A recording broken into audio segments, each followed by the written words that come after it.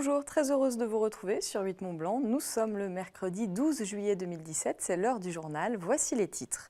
Une sécheresse hivernale, un printemps caniculaire. La météo a mis nos sommets enneigés à rude épreuve ces derniers mois dans le massif du Mont Blanc. La vigilance est de mise et les alpinistes doivent s'adapter à ces conditions particulières. Nous ferons le point avec Emmanuel Jaude. Et puis vivre dans un bâtiment classé patrimoine historique sans le savoir, c'est possible et plus fréquent qu'on ne le croit à Chambéry. La ville et la Fondation du patrimoine ont décidé de mettre les habitants à contribution pour redonner au centre historique de la capitale savoyarde toutes ses lettres de noblesse. On prend donc de la hauteur pour ouvrir cette page d'actualité. Le Mont Blanc fait grise mine si les vacances ont débuté et avec elles l'arrivée des touristes venus des 4 coins du monde. Le toit de l'Europe peine à conserver son manteau neigeux. En effet, les fortes températures de ces dernières semaines, combinées à un début d'année particulièrement sec, poussent alpinistes et professionnels à repenser leur approche de la montagne et les itinéraires choisis. Emmanuel Jaude était à Chamonix aujourd'hui. Reportage. La haute montagne subit de plein fouet les conséquences de l'hiver sans neige et du printemps sec qui l'a suivi. Une conjoncture qui pousse aujourd'hui les professionnels à redoubler de vigilance lors de leur sortie en altitude. Alors conditions particulières, oui et non, parce que l'année dernière il a beaucoup plu et on a dit c'est particulier. Cette année il a fait très beau, on dit que c'est particulier. C'est un peu l'essence de notre métier de s'adapter aux conditions que la nature nous propose. Donc au-delà de ça, oui, il a fait très beau, très chaud, particulièrement chaud en début de saison. Alors est-ce que ça impacte notre activité? Oui, forcément, parce que c'est le temps. Nous, on a l'habitude de s'adapter avec les conditions, qu'elles changent à l'instant T ou sur une plus longue période. Maintenant, c'est quelque chose qu'on a l'habitude de faire et qu'on fait tout le temps, j'ai envie de dire, d'année en année en fonction des conditions. Une telle sécheresse n'est pas forcément exceptionnelle en soi, mais il y a quelques années encore, c'est en toute fin de saison qu'on pouvait retrouver ces conditions. Un changement qui pousse les référents de la sûreté en montagne à déconseiller de nombreuses courses. Les glaciers, ça sèche très vite. Qu'est-ce que veut dire ça sèche? Ça veut dire que les ponts de neige sont quand même extrêmement fragiles, de plus en plus fragiles. Donc il faut faire très attention, même sur des itinéraires qui sont classiques, comme la traversée de la Vallée Blanche ou la traversée du glacier du Tour, par exemple. Il faut quand même faire très très attention. Les ponts de neige sont très très minces. Beaucoup d'endroits qui habituellement sont en neige également, je pense plus à des fasses, et qui sont actuellement en glace. Et nous ne sommes que mi-juillet, à peine. Et puis une grosse incidence aussi sur certains accès à des voies rocheuses qui nécessitent non seulement une approche glaciaire, mais un passage de Rimet. Avec un isotherme 0 degré se situant aux alentours de 4000 mètres, toute la chaîne des Alpes est donc touchée par cet anticyclone persistant. Un problème qui devient de plus en plus récurrent au fil des années et qui pousse les alpinistes à devoir partir à l'assaut des sommets de plus en plus tôt dans l'année. Vous ne le saviez peut-être pas, mais Chambéry possède le 2e centre historique de Rhône-Alpes après Lyon.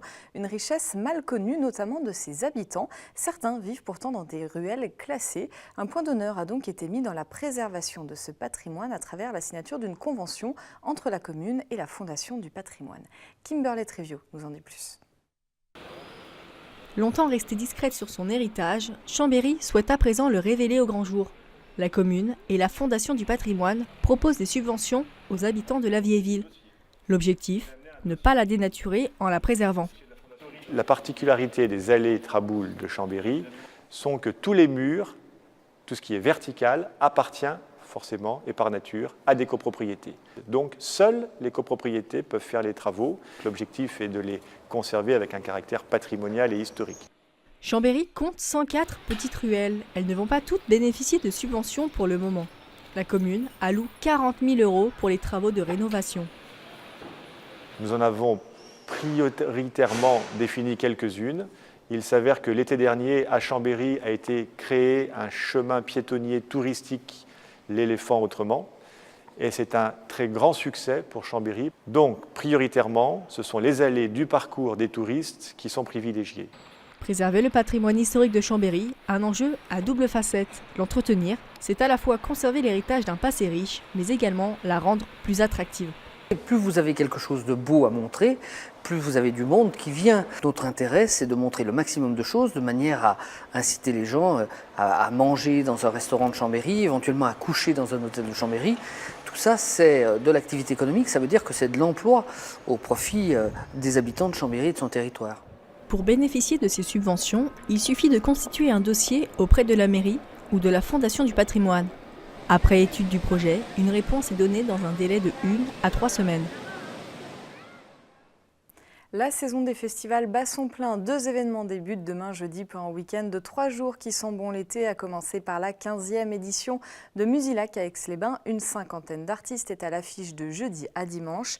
Phoenix, Midnight Oil, Sting, Texas Justice ou encore Jamiroquai seront sur scène sur l'esplanade du lac. 80 000 spectateurs sont attendus et sachez qu'il reste des places pour les 4 soirs. Et l'ambiance est un peu plus intime du côté de Thonon avec le Montjoux Festival, une 21e édition qui débute demain également avec Asaf Avidan et La Femme et se termine samedi avec Claudio Capéo.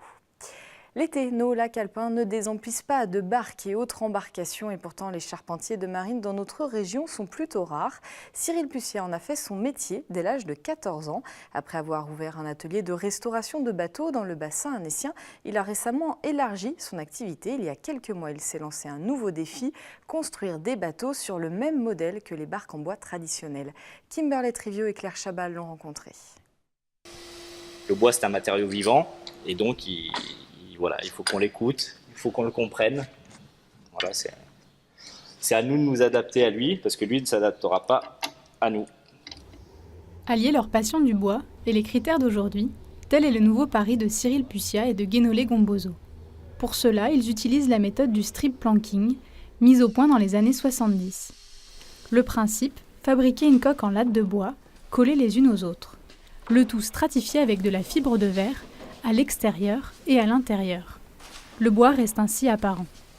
J'ai initié ce projet de construction de bateau par rapport à un constat simple, c'est que j'avais beaucoup de gens qui venaient me voir pour de la restauration, qui voulaient éventuellement acheter des barques en bois, sauf que c'est trop de travail, trop d'entretien. Et en même temps, du coup, ça les empêchait de franchir le pas, et donc ils partaient acheter des bateaux en fibre de verre, plutôt que de se lancer dans l'aventure du bateau bois traditionnel. Et en même temps, le constat s'est fait aussi en se baladant sur les lacs, sur les ports, dans le canal de Vassé, de voir qu'il y a beaucoup de barques en fibre de verre. C'est le jour J pour Cyril Pussiat. Il va livrer sa première barque. Un ultime bichonnage avant de prendre la route, direction la base nautique de Sevrier. Dernière étape, la mise à l'eau. L'aboutissement de 6 mois de travail, de la conception à la réalisation. Comptez un peu plus de 7 000 € pour ce bateau de luxe.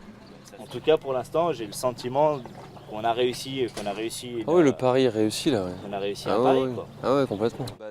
Jean-Baptiste Lange a acheté cette barque pour en faire profiter sa famille. Gérant d'une conciergerie immobilière, il le proposera peut-être aussi à ses clients. Après une mise au point sur les différentes fonctionnalités, c'est parti pour un tour sur le lac d'Annecy. Là, vraiment, je ressens un sentiment de zénitude. C'est vraiment impressionnant. Il n'y a pas un bruit. Le lac est comme une mer d'huile, voilà. Donc c'est un sentiment de bien-être. Un sentiment de bien-être que connaîtront bientôt 2 autres propriétaires au cours de l'été. L'objectif à terme pour Cyril Pussiat, une 20aine de ventes par an. On reste sur l'eau avec cette image insolite tournée sur le lac d'Annecy après 1 an et demi de fabrication. La dernière réalisation de Ludovic Lazarette est terminée. Une voiture qui va aussi sur l'eau, pratique pour éviter les bouchons. Voiture sans permis, elle est considérée comme un pédalo et ne nécessite pas d'homologation marine. Comptez tout de même 50 000 € pour l'engin. Les créations de Ludovic Lazarette sont régulièrement visibles au cinéma. Il a travaillé notamment avec Mathieu Kassovitz dans Babylone AD ou encore Luc Besson dans Taxi 4. Son rêve, évidemment, collaborer au prochain James Bond. C'est la fin de ce JT. Merci de votre fidélité à l'info sur 8 Mont Blanc. Merci à toute l'équipe. Nos programmes continuent sur 8 Mont Blanc et sur 8montblanc.fr. Tout de suite, c'est Destination Montagne. Passez une très belle soirée.